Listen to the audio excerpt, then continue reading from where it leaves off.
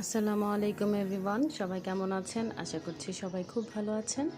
আমরাও আল্লাহর রহমতে খুবই ভালো আছি। একদম রান্নাঘর থেকে আজকে আমার ভিডিওটা শুরু করলাম। সকালবেলা নাস্তা টাস্তা করে এখন একেবারে দুপুরে রান্নাতে চলে এসেছি। তো আজকে আমি রান্না করছি গরুর মাংস। আর সাধারণত গরুর মাংসটা যেভাবে রান্না করি আমি সেই মশলাপাতি দিয়েই খুব ভালোভাবে কষিয়ে নিচ্ছি। পেঁয়াজটাকে একটু যতখানি কষানো হয় ততই কিন্তু খেতে মজা হয়।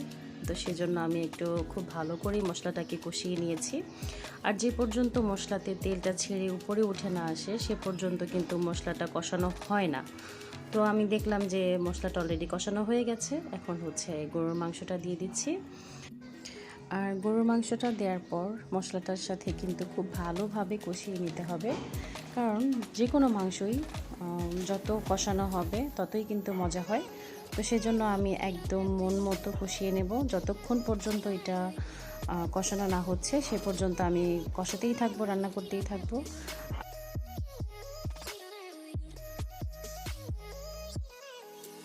আর আমি আজকে গরুর মাংসটাকে একটু আলু দিয়ে ঝোল করে রান্না করব।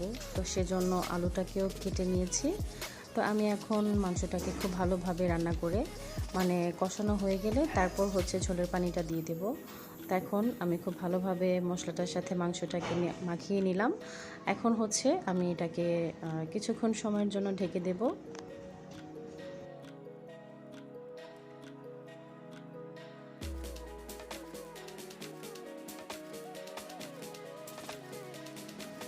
আর আজকে কলমি শাকও রান্না করব।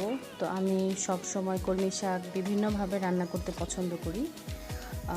শুটকি দিয়ে হোক, মাছের মাথা দিয়ে হোক বা খালি হোক, তো সবভাবেই আমি রান্না করি খাই। আজকে আমি চিন্তা করেছি যে একেবারে সাদা করে ভাজি করব শাকটাকে। তো সেজন্য খুব ভালোভাবে এখানে আমি পরিষ্কার করে নিয়েছি। এখন হচ্ছে শাকটাকে ধুয়ে নেব। আর কলমি শাকটা আমার কাছে খুব ভালো লাগে। আমার কাছে যে কোনো শাকই ভালো লাগে, তবে তার মধ্যে কলমি শাকটা খুব বেশি ভালো লাগে খেতে। তো সেজন্য আমি মোটামুটি কলমি শাকটাকে অনেক বেশি খাই। তো দেখা যায় যে বিভিন্নভাবে রান্না করলে বিভিন্ন রকম করে খাওয়া যায়। তো সেজন্য আমি এখন কলমি শাকটাকে এখানে ধুয়ে নিচ্ছি। আর এদিকে মাংসটাকে একটুখানি একটা নাড়া দিয়ে দেখব যে কতটুকু হলো। তো মাংস থেকে কিন্তু প্রচুর পরিমাণে পানি বের হয়ে এসেছে। আমি কিন্তু এখানে কোনো পানি অ্যাড করিনি। তো যে পরিমাণে পানি মাংস থেকে বের হয়েছে সেই মাংসর পানি দিয়েই কিন্তু অলরেডি মাংসটা হাফ কষানো হয়ে যাবে। আর এদিকে শাকটাকে ভাজি করার জন্য আমি কিছু পেঁয়াজ কুচি আর অনেকগুলো কাঁচামরিচ দিয়েছি, কারণ একেবারে খালি মানে নর্মাল ভাজি করলে কাঁচামরিচ কুচিটা বেশি করে দিলে কিন্তু শাক ভাজিটা খুবই মজা হয় খেতে। তো সেজন্য একটু ঝাল ঝাল হওয়ার জন্য আমি বেশি পরিমাণে কাঁচামরিচ দিয়েছি আর পেঁয়াজ কুচি দিয়েছি।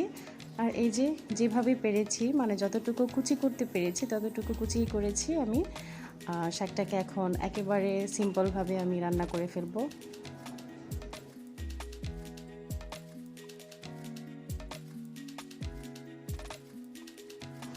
আর এভাবে শাক রান্না করলে কিন্তু শাক রান্না করতে খুব বেশি একটা সময় লাগে না। অল্প একটু সময়ের মধ্যে কিন্তু শাকটা হয়ে যায়।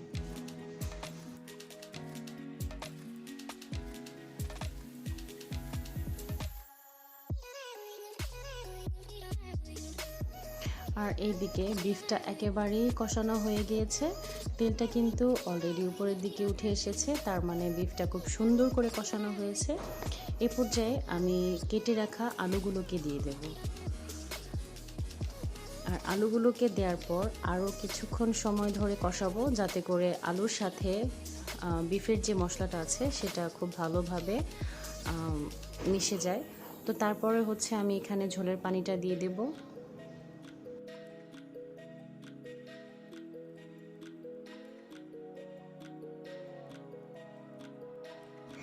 আর এদিকে আমার কলমি শাক ভাজিটাও কিন্তু অলরেডি হয়ে গেছে। তো আরেকটু রান্না করলেই মানে আরেকটু ভাজা করলেই হয়ে যাবে রান্না।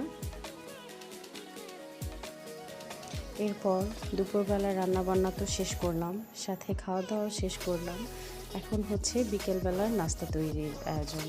তো বিকেলবেলার আজকে নাস্তা তৈরি করছি আমি। এখানে কিছু ফ্রেঞ্চ ফ্রাই করব, আর সাথে নিয়েছি নাগেট, সসেজ, সব কিছুই আজকে ভাজবো। তো এগুলো আয়নের ভীষণ পছন্দের খাবার, সাথে আমরাও খাই। তো সেজন্য ভাবলাম যে আজকে একটু বেশি পরিমাণে নেই, সবার বিকেলবেলা নাস্তাটা হয়ে যাবে। তো এই জন্য আমি কিছু নাগেট সসেজ এখন এখানে বের করে নিচ্ছি। আর সসেজ এভাবে আমি আস্ত কখনোই ভাজি না, সব সময় মাঝখানে একটু কেটে নেই, মানে 2টা টুকরা করে তারপর আমি ভাজি। তো এখানে ফ্রেঞ্চ ফ্রাইটা হয়ে যাওয়ার পর নামিয়ে নিয়ে তারপর হচ্ছে আমি নাগেট সসেজটাকেও ভেজে নেব।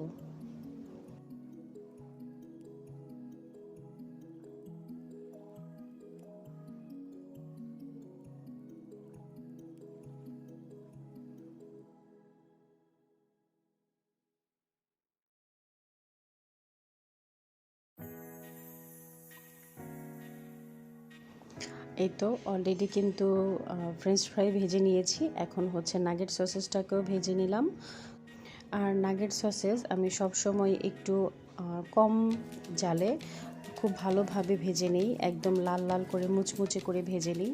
তো সব কিছু আমাদের কমপ্লিট, এখন হচ্ছে নাস্তার খাবো। আর সব শেষে একটু চা না হলে তো হয়ই না, তো 1 কাপ চা নিয়ে বসলাম, মানে একদম লাস্ট ফিনিশিংয়ে 1 কাপ চা। চা ছাড়া তো চলেই না, জমবেই না। আর আমার কাছে সব সময় কড়া চাটা খুব পছন্দ, খুব ভালো লাগে খেতে। তো সেজন্য আমি সব সময় একটু কড়া করে চা খেতে পছন্দ করি, বা চাটা কড়া করে বানাই। আর ইদানিং চায়ের সাথে আমার কেন জানি না এই বিস্কিটটা খুবই ভালো লাগে খেতে। প্যাকেটটা খুবই ছোট, কিউট, আর বিস্কিটটাও আমার কাছে অনেক মজা লাগে। তো 2টা মিলিয়ে কম্বিনেশনটা আমার কাছে খুবই ভালো লাগে। তো আজকে এ পর্যন্তই, সবাই ভালো থাকবেন। আল্লাহ হাফিজ।